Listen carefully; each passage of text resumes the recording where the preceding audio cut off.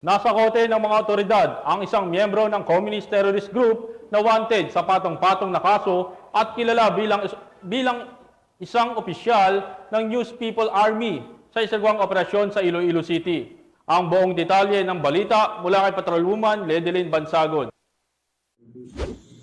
The coordinate members of the CTG are members of the terrorist group since the 70s.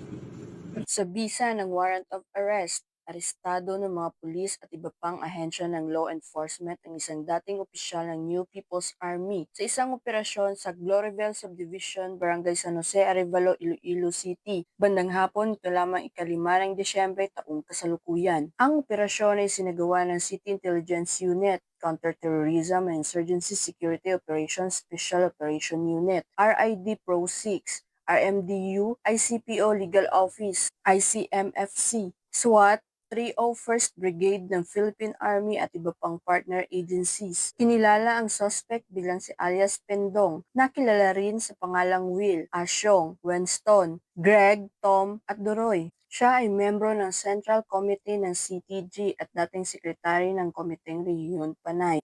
Si Pindong ay dineklarang terorista ng Anti-Terrorism Council noong April 21, 2021 kasama ang 18 pa na iba. May kinakaharap siyang mga kaso ng murder with the use of firearms na may criminal case number 11118710 at rebellion na may criminal case number C17185709. Batay sa mga warrant na inilabas ng Regional Trial Court, Branch 21, Mambusaw, Capiz noong 2014 at 2017. Sa parehong operasyon, naaresto rin si alias Jofel, 42 taong gulang na dating medic ng NPA. Nakuha mula kay Jofel ang isang caliber .45 Colt firearm na may 7 bala.